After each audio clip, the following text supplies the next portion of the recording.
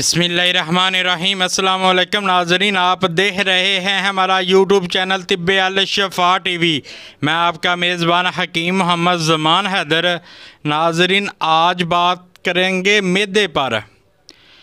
मैदा दुरुस्त आदमी दुरुस्त, मैदा ख़राब आदमी ख़राब, लेकिन ज़्यादा तमीर नहीं बांधूँगा। मैं आपको नुस्खा बताता हूँ, आप बना लें।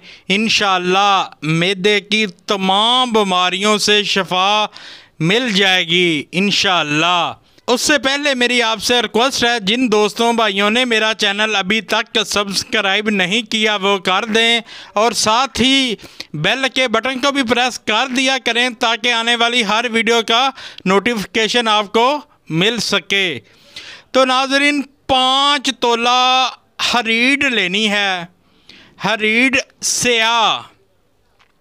5 तोला बादाम गिरी, कड़वी ना हो, और 10 तोला शहद खालस।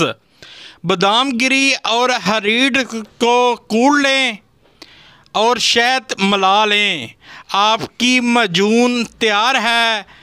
ये मैदा मजून तमाम मैदे की बीमारियां ख़त्म कर देगी इंशाअल्लाह। वीडियो अच्छी लगी हो तो शेयर ज़रूर करें ताकि किसी और का भी भला हो सके, और लाइक भी कर दिया करें।